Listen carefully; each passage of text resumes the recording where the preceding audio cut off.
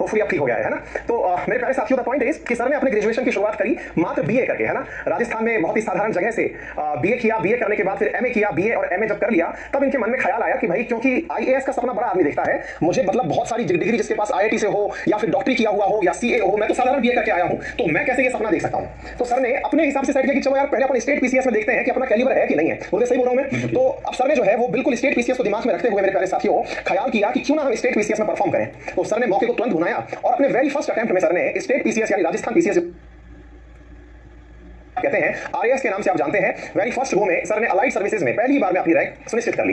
लेकिन allied services में आने के बाद सर को यह पता चल गया कि मैं कुछ कर सकता हूं, और जैसे ही ये बात उन्हें पता चली तो उन्होंने तुरंत मेरे प्यारे साथियों इस बात को अपने ऊपर और आजमाना प्रारंभ कर दिया कि मैं अच्छी रैंक भी प्राप्त कर सकता हूं। और उसी चीज में सर आगे बढ़े। और मेरे प्यारे साथियों, इस चीज के साथ मैं आपकी तरफ से थम्स अप भी चाहूंगा, आपकी तरफ से शेयर भी चाहूंगा कि सर ने अपने अगले ही अटेम्प्ट में अपनी रैंक ऑल इंडिया टॉप 10 में यानी राजस्थान के अंदर टॉप 10 में सिक्योर की और 8th रैंक पर ये पहली यानी दूसरी अटेम्प्ट में ये पहुंच गए। और राजस्थान सरकार के लिए जो आप deputy police superintendent of police कहते हैं, डीएसपी का जो पद है वो सुनिश्चित किया।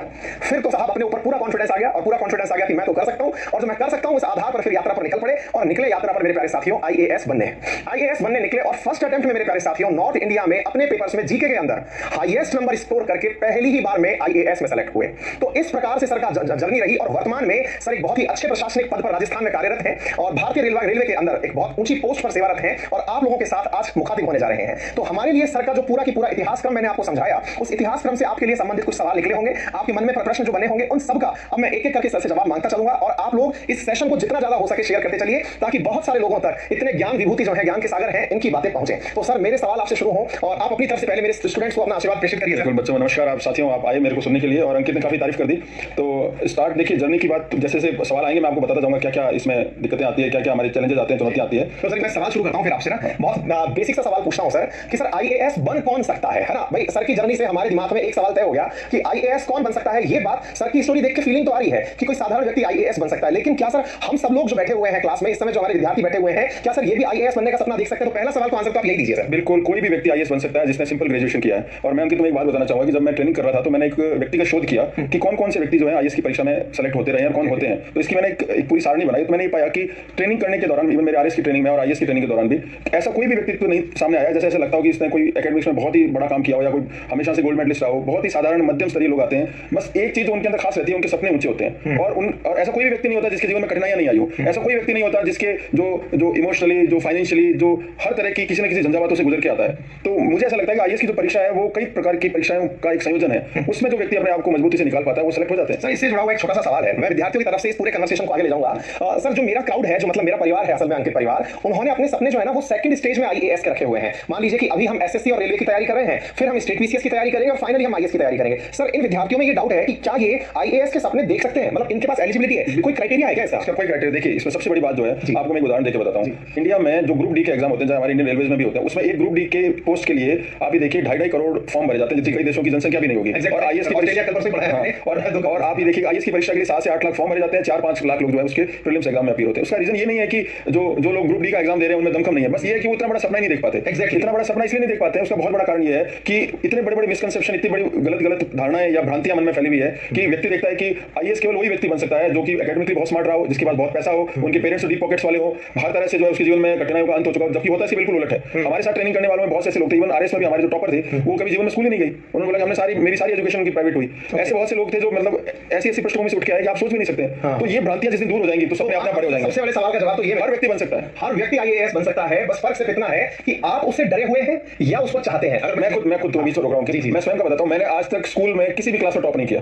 ठीक है, मैं फर्स्ट डिवीजन जरूर आती थी, लेकिन आपका मेरा रैंक कभी 5-10 के बीच में रहता था। ठीक है, तो मैं कभी कोई टॉपर नहीं रहा। तो आपको भी टॉप कहां करना, आपको भी तो 5 या 10 नंबर रैंक लानी है इसमें। और आईएएस में और स्टेट पीसीएस के एग्जाम में अगर आपके टोटल मार्क्स जो है मेंस के अगर 50 से 60% के बीच है तो आप खुद खुद आपको बहुत अच्छी सर्विस मिल जाएगी। जी। तो इशू ये नहीं है कि आप कितने इंटेलिजेंट हैं और आपके पास में कितना पैसा है, आपको कितने जो है डायरेक्शन है वो गाइडेंस मिल रहा है। इंपॉर्टेंट ये है कि पहले आप अपने आप को परखिए कि आप खुद क्या चाहते हैं, तो वही तय करेगा। जी सर बच्चों का एक बहुत प्यारा सवाल आ रहा है जो मैंने अभी देखा। बच्चों ने ये पूछा कि सर हिंदी मीडियम से भी बच्चे जो है वो सेलेक्ट हो सकते हैं या नहीं। तो मैं इसका आंसर पहले आपके बिहाफ पर मैं दूंगा फिर आप दीजिएगा। देखो बच्चों, बात यह है कि सर की प्रतिभा को आप इससे अंदाजा लगाइए। फिर वही बात, मीडियम कभी चुनौती नहीं है, जैसा मैं अब तक गुरु से सीख पाया हूं। लेकिन सर ने आरएएस टॉप किया हिंदी मीडियम से, अब इस बात को समझिएगा, आरएएस टॉप किया हिंदी मीडियम से और आईएएस टॉप किया इंग्लिश मीडियम से। तो ये दो बातें इतनी इंपॉर्टेंट है जो आपको समझनी चाहिए। अब सर आप इस सवाल का जवाब दीजिए। देखिए, मीडियम का कोई बड़ा इशू नहीं रहता। मीडियम, हिंदी मीडियम, जिस मीडियम में आपको अपने अभिव्यक्ति करने का कौशल जो है ठीक नजर आता है कि आप अपने आप को व्यक्त कर पा रहे हैं, अपने आप को अभिव्यक्त कर पा रहे हैं, वही मीडियम आप अपनाइए। रही बात कुछ टेक्निकल सब्जेक्ट्स ऐसे होते हैं जिसमें इंग्लिश मीडियम थोड़ा ठीक रहता है, बाकी हिंदी मीडियम वाले बहुत नंबर लाते हैं। और हमारे, मैं खुद ऐसे बहुत से लोगों को जानता हूं जो जिनका जो लिखने का जो तरीका हिंदी में बहुत बेहतर रहता है। तो मीडियम का कोई भी बड़ा कंसर्न नहीं है। और दूसरा क्या है कि जैसे जैसे सूचना की शोध बढ़ते जा रहे हैं वैसे मीडियम का बड़ा इशू अपने आप खत्म हो गया। तो आप चाहे आप हिंदी मीडियम से हो चाहे इंग्लिश मीडियम से, ज्यादा मायने नहीं रखता। इंपॉर्टेंट है कि आपका सब्सटेंस क्या है। सर एक सवाल जो मेरा मैं स्टूडेंट्स की तरफ से लेके आ रहा हूं आपके पास, और वो ये है फिर ऐसा क्या कारण है कि हिंदी मीडियम वालों के रिजल्ट्स कम रहते हैं? क्योंकि देखिए असल में क्या है, बच्चे जो स्टैटिस्टिक्स देखते हैं वो ये देखते हैं कि हिंदी मीडियम वालों के तुलनात्मक रूप से सिलेक्शन इंग्लिश मीडियम वालों से कम है, और बच्चों के अंदर ये डर बैठ गया कि सर हम तो हिंदी मीडियम वाले, हमारा होगा या नहीं। तो आपका आंसर मैं अवश्य सुनूंगा, लेकिन अपनी तरफ से मैं एक इनपुट जो यहाँ पर ऐड कर दूंगा सर, मैं अपना एक्सपीरियंस ऐड कर देता हूं, फिर तो आप उसके ऊपर बता दीजिएगा वेरीफाई करके कि हाँ अंकित इसमें ये चीज और ऐड कर दो। सर मैं भी मतलब बहुत सारे लोगों से मिला और मैंने ये फील किया सर कि इंग्लिश मीडियम में जो बच्चा आया ना सर, बस उसमें एक अवेयरनेस का एनरिचमेंट था, यानी वो अवेयर था पढ़ना कहां से है, क्या पढ़ना है। वेयर जो हिंदी मीडियम वाला बच्चा है वो कंफ्यूज था, डरा हुआ था, वो डरता था उन बड़ी किताबों को देख करके, वो डरता था उन बड़ी मैगजीन्स को देख करके, वो उन अखबारों को देख करके कि ये मुझसे होंगे कि नहीं होंगे। और मुझे जो फीलिंग आई सर पर्सनली वो यही थी कि English medium versus Hindi medium में मीडियम कंस्ट्रेंट नहीं है, कंस्ट्रेंट इससे बड़ा ये है कि विद्यार्थी क्या सोच रहा है, उस मीडियम को चैलेंज समझ रहा है या कंटेंट को चैलेंज समझ रहा है। अब सर इस बात को पुख्ता करिए सर। देखिए अंकित, एक चीज मैं बताता हूं, मैं अपने दर्शकों को भी बताता हूं कि एक यूपीएससी हर साल अपना एक प्रतिवेदन, अपनी रिपोर्ट जो है वो पेश करता है। उसमें वो बताता है कि कितने नंबर के स्टूडेंट्स कौन कौन से मीडियम से आए हैं। तो हिंदी मीडियम का आप औसत भी अगर देखोगे तो 30-32% के आसपास बच्चे अपीयर होते हैं। ओके ठीक है,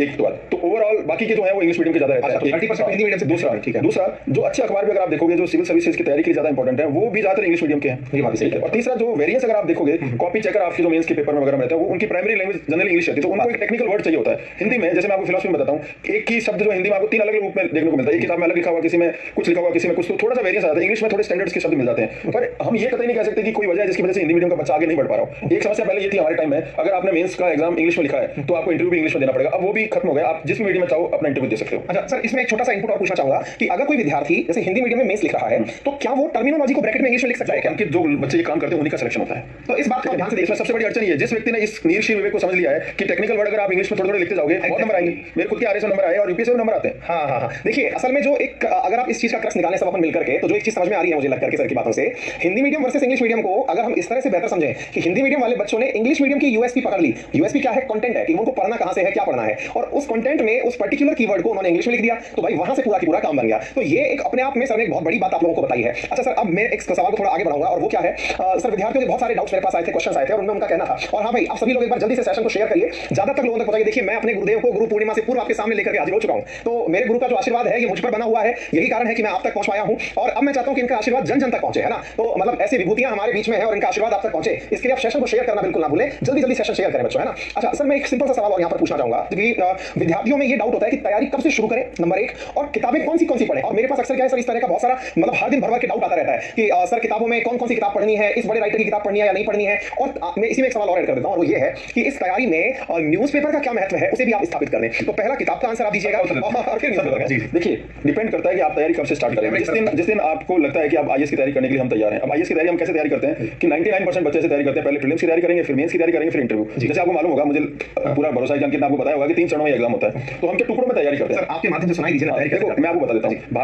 भारतवर्ष में जो ब्यूरोक्रेसी है, नौकरशाही है, या इस देश में बड़े बड़े अफसरों का चयन करने के लिए हमारी भारत सरकार ने अलग अलग प्रकार के संस्थान बनाए हुए हैं। सबसे उच्च कोटि के नौकरशाह या सबसे उच्च कोटि के ब्यूरोक्रेट्स को सेलेक्ट करने के लिए यूपीएससी नाम का एक संस्थान बनाया है। और राज्यों में जैसे आरपीएससी राजस्थान में, बीपीएससी बिहार में, यूपीपीएससी उत्तर प्रदेश में, राज्यों के अपने बने हुए। तो टॉप नौकरशाह या सिविल सर्वेंट जिसको मैं कहूंगा, लोगों की सेवा करने के लिए जिन लोगों को चुना जाता है या जिनको प्रशासनिक अधिकारी कहा जाता है, उनके लिए अलग से संस्थान संगठन बनाए हुए हैं। वो ऐसे लोगों को चुनने के प्रयास करते हैं परीक्षा के माध्यम से जो आने वाले समय में बहुत अच्छे प्रशासनिक अधिकारी बने। तो प्रशासनिक अधिकारी बनने के गुण अलग होते हैं, एक रिसर्च स्कॉलर बनने के गुण अलग होते हैं, एक इंस्पेक्टर होने के अलग गुण होते हैं। तो इसलिए अलग अलग संगठन है। यूजीसी रिसर्च स्कॉलर को चुनता है, एसएससी इंस्पेक्टर लेवल के लोगों को चुनता है। उच्च प्रशासनिक अधिकारियों के लिए यूपीएससी और स्टेट पीसीएस इसलिए बनाए गए हैं कि उनके लिए अलग तरह की गुणवत्ता के लोग चाहिए। उसमें ऐसा कहीं नहीं कि बहुत इंटेलिजेंट चाहिए, उसकी क्या गुणवत्ता है वो आपको बताएंगे, समझ अंकित भी बताएंगे आपको। जैसे वो इसमें इंटीग्रिटी होनी चाहिए, वो एनर्जेटिक होना चाहिए, उसके अंदर सेंसिटिविटी होनी चाहिए, लोगों की सेवा करने का जज्बा उसके अंदर होना चाहिए। अगर आप ये सब कुछ करोगे तो लोग अपने आप आपको एक्नॉलेज करेंगे, लोग अपने आप आपको रिकॉग्नाइज करेंगे। तो ऐसे युवाओं को कैसे चुना जाए, उसके लिए उनको कैसे छाटा जाए। भारत 135 करोड़ लोगों का देश है, तो उसके लिए परीक्षा होगी। वो परीक्षा एक कंपोजिट परीक्षा, इसके 3 पार्ट है। पहला पार्ट प्रीलिम्स का है, जिसमें 2 पेपर होंगे, जिसमें आपको मल्टीपल चॉइस क्वेश्चंस पूछे जाएंगे, जिसमें आपको बहुविकल्पी प्रश्न पूछे जाते हैं, जिससे ये टेस्ट होता है कि उस व्यक्ति का कंसेप्चुअल क्लियरेंस कैसा है, उसको अवधारणात्मक जो स्पष्टीकरण, उसको कैसे चीजें देखता है, उसको सब कुछ स्पष्ट है या नहीं है। बहुत लोगों की भ्रांति रहती है कि जो मल्टीपल चॉइस क्वेश्चन होते हैं वो ऑब्जेक्टिव होते हैं। ऑब्जेक्टिव का मतलब वस्तुनिष्ठ होना, वो अलग चीज है। वो इसलिए क्योंकि आपको 4 ऑप्शन इतने मिलते जुलते दिखते हैं कि अगर आपका कंसेप्ट क्लियर नहीं है तो आप गए। अब कंसेप्ट क्लियर करने के लिए आपको चीज बेहतरीन तरीके से समझ में आनी होनी चाहिए। तो पॉइंट 1 जो आप सभी इस चीज को लिख सकते हैं अगर आप तैयारी भविष्य में शुरू करें, कि प्रीलिम्स जो है इसको फैक्ट्स की किताब के हिसाब से याद मत करिए। यहाँ का जो यूपीएससी का प्रीलिम्स है ये कंसेप्चुअल क्लैरिटी है ना। इस बात को अगर अपन सर की बात को इनवाइट करें और अपने लिए लिखें कि हमको क्या पहला इंटेक आज इस सेशन से मिला कि जो प्रीलिम्स सेशन है वो कंसेप्चुअल क्लैरिटी का है, नंबर 1। और कंसेप्चुअल क्लैरिटी कैसे आती है अब वो समझते हैं। कंसेप्चुअल क्लैरिटी कैसे आएगी, उसके लिए आपको कम चीजें बार-बार पढ़नी है और ढंग से पढ़नी है। तो जैसे इसी में आ जाता है कि मेरे से जो मैं देख रहा हूं इसमें कमेंट्स बोल रहे हैं कि कौन सी बुक्स पढ़ें। केवल आप एनसीईआरटी की बुक्स और एक अच्छा अखबार, प्रेफरेबली द हिंदू, अगर आप पढ़ते हो तो फिर आपको कुछ भी पढ़ने की आवश्यकता नहीं। अगर बीच में रोकना मैं इस चीज को ऐड कर देता हूं ताकि इसको पॉइंट नंबर 2 बनाइए। देखिए क्या होता है कि ये सक्सेस स्टोरी मैं सर की अपने मुंह जबानी भी सुना सकता था, लेकिन उसमें क्या होता है कुछ मेरे इनपुट्स आते जो यूजलेस होते। मैं फिलहाल सर के सामने यही कहूंगा कि वो यूजलेस ही है सर आपके सामने मेरे लिए, था ना। तो अब मेरा मानना ये सर का जो सबसे पहला पॉइंट आया, एक तो एनसीईआरटी कैसे पढ़े वो भी सीखेंगे अपन सर से इसी सेशन में, एनसीईआरटी। और दूसरा एक कोई भी अखबार, सर ने कहा द हिंदू, आप किसी को चाहे इंडियन एक्सप्रेस को, किसी को भी, सर कोई भी, ठीक है चलिए सर। उसके बाद प्रेफरेबली हिंदू ज्यादा अच्छा रहता है तो हिंदू ही पकड़िए आप। किताबें बेहतरीन सबसे अच्छी एनसीईआरटी होती है। अब देखिए वो किताबें आप पढ़ो और एक अखबार आप पढ़ते हो, ज्यादा किताबें, ज्यादा चीजें पढ़ने या ज्यादा मार्गदर्शकों का अगर आप अनुसरण करेंगे तो हमारे पास में समय का अभाव है। देखो मैं आपको एक बताता हूं, इंडिया टुडे ओआरजी वालों ने आज से करीबन 4-5 साल पहले सर्वे किया। उस सर्वे में उन्होंने बताया कि भारत में जो कंपटीशन क्लासेस की तैयारी बच्चे करते हैं उनकी एवरेज पढ़ाई कितनी होती है। उसमें सबसे ज्यादा जो तैयारी करने का एवरेज प्रतिदिन एक बच्चा जो पढ़ता है वो करीबन 10.5 घंटे आए, जो बच्चे आईआईटी की तैयारी करते हैं सबसे ज्यादा। हालांकि उसमें मेडिकल जो पीजी वालों को बाहर रख दिया।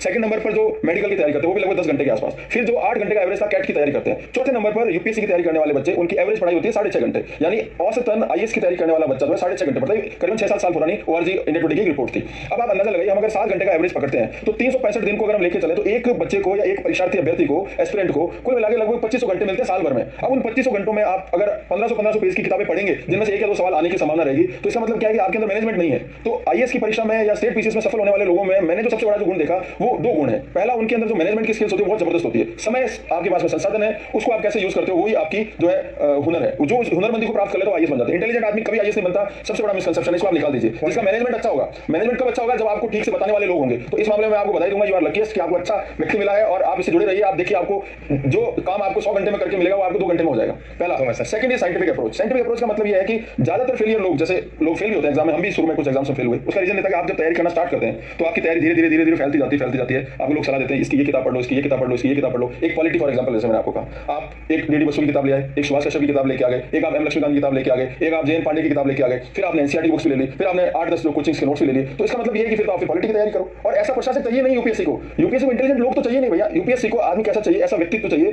जो ये समझता हो कि सबसे बड़ा रिसोर्स टाइम है, कम टाइम में ज्यादा आउटपुट देने वाला। एक एग्जांपल बताता हूं अंकित, बाढ़ आई सर, एक बीच में छोटा सा सवाल याद था, कौन से क्लास से कौन सी क्लास की एनसीईआरटी, ताकि हम, मैं इसमें भी आता हूं, पहले टाइम पे आया तो फिर एनसीईआरटी बताता हूं। अगर किसी क्षेत्र में बाढ़ आ गई, अब एक तो व्यक्ति वो है जो बाढ़ के बारे में सब कुछ जानता है, 800 पेज 800 लाइन का वो जो ऐसे भी लिख सकता है कि बाढ़ कितने प्रकार की होती है, बाढ़ कहां आती है, असम में ज्यादा आती है। और एक प्रशासक वो होगा, एक व्यक्ति जो होगा देखेगा बाढ़ में जन धन की हानि का कैसे न्यूनीकरण किया जाए और कैसे जो कम से कम बातों में ऊपर अथॉरिटीज को मैसेज मिल जाए, नीचे जनता की जो है समस्याओं का समाधान हो। तो प्रशासकीय गुण जो है वो ज्ञान से ज्यादा जो है वो है प्रॉब्लम सॉल्विंग। तो प्रॉब्लम सॉल्विंग कब आएगी, जब आप मैनेजमेंट की स्किल सीखोगे। तो आप समय को बचाने के लिए केवल एनसीईआरटी की बुक्स पढ़िए, कुछ एक किताबें हैं जो बहुत ही कम है, वो आप स्पेशल ऑथर की पढ़ सकते हो। और अगर आप रोज अच्छे से अखबार पढ़ते हो, गढ़ के अखबार का मतलब उसको अच्छे से गढ़ के पढ़ते हो, फिर आपको कुछ भी पढ़ने की आवश्यकता है। अब कौन सी, हम बताता हूं। अब किताबें देखिए क्या होता है कि हमारा जो नेशनल करिकुलम जो कमेटी बनी थी उसने बताया कि बच्चों के पढ़ने का स्तर जो है प्राइमरी के बाद 3 लेवल पे होगा। जैसे फॉर एग्जांपल अगर आपको एक ही चीज पढ़नी, जैसे मान लीजिए फंडामेंटल राइट्स पढ़ने आपको, मौलिक अधिकार, तो 6th 7th 8th क्लास एक यूनिट हो गई एनसीईआरटी की। उसमें किसी एक क्लास में आपको फंडामेंटल राइट्स के बारे में बताया जाएगा जो बहुत बेसिक होगा।